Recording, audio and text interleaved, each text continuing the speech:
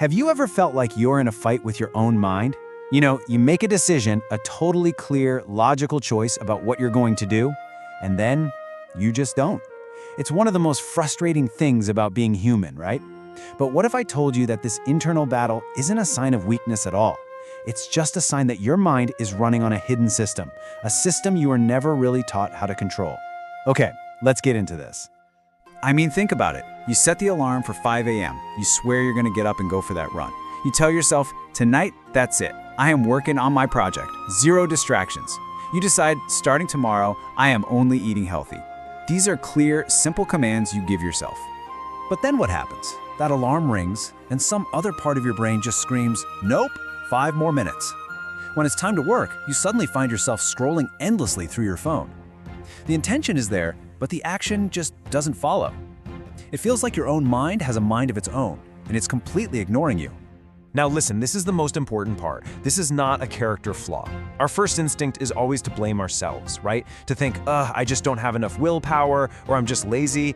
But the problem isn't you, it's the programming. That's right.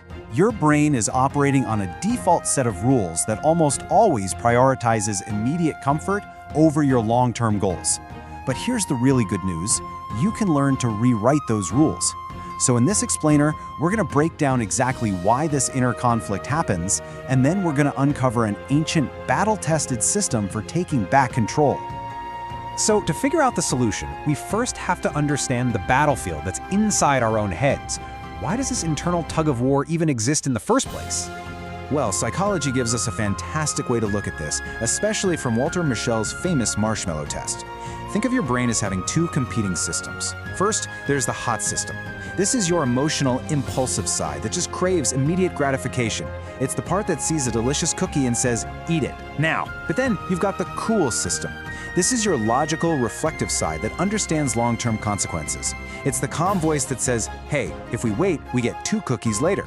Your daily struggle is basically a constant power struggle between these two systems. The problem is, our modern world is basically a giant all-you-can-eat buffet for that hot system. The author Cal Newport has a great term for what this leads to: shallow work. Think about it. Constant emails, social media pings, multitasking, all these things keep us in this frantic, distracted state.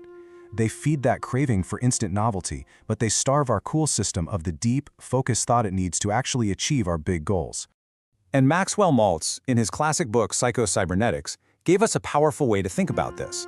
He said, the mind isn't good or bad. It's just an impersonal servo mechanism, kind of like a torpedo. A torpedo doesn't care about the target. It just follows the coordinates it's been given. If you feed your mind goals of distraction and comfort, it will execute them perfectly. But, and this is the key, if you feed it clear, focused, long-term goals, it will work just as automatically to achieve those instead. The conflict happens when we keep giving it mixed signals. Okay, so if the problem is this war between our internal systems, and our mind is just this impersonal machine, how do we give it the right instructions? Well, the answer isn't new at all. In fact, it comes from some very old, very deep wisdom.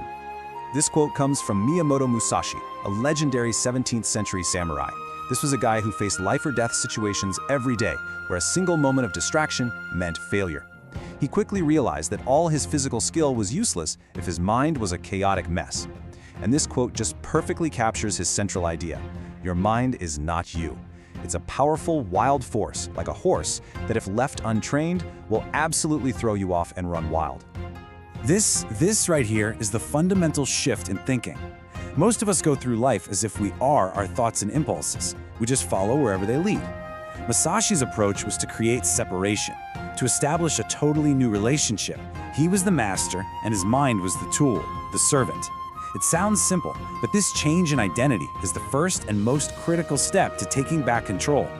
Okay, that sounds great in theory, right? But how do you actually do it? How do you go from getting thrown by that wild horse to actually riding it? Let's get into the practical, step-by-step process. Musashi didn't just have a philosophy, he had a training system. Step 1, you have to consciously establish that master-servant relationship in your head. Step 2, you start incredibly small. His first command to his own mind was ridiculously simple: sit completely still for 5 minutes. See, the goal wasn't to build endurance, it was to teach obedience. Step 3, and this is absolutely crucial, you enforce the command. When his mind started screaming with boredom or discomfort, he would just issue the command again, "No, we are sitting for 5 minutes."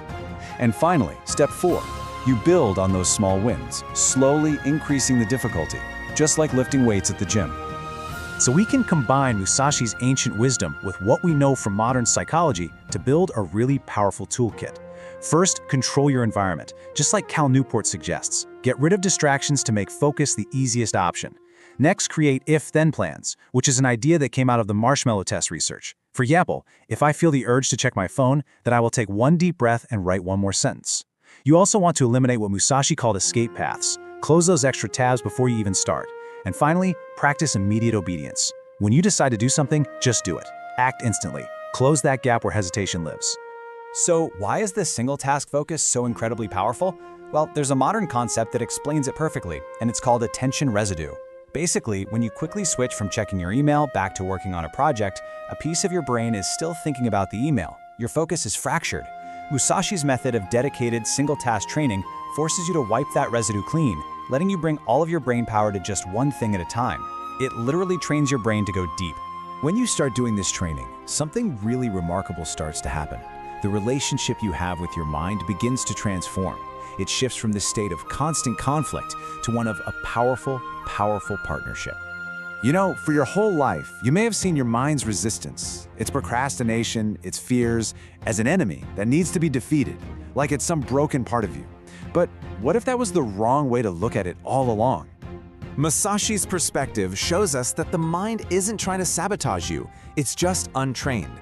That wild horse has incredible power, speed, and endurance. And once you train it, once it learns to trust your commands, all of that amazing power starts working for you instead of against you. So here's the bottom line. That internal chaos you feel, it isn't a life sentence, it's just a starting point. By understanding the battle between your hot and cool systems, and by applying the disciplined, progressive training of a samurai, you can transform your greatest obstacle into your most powerful and reliable ally. The choice and the training begins right now. Expand your mind. Join Blue Mind Theory.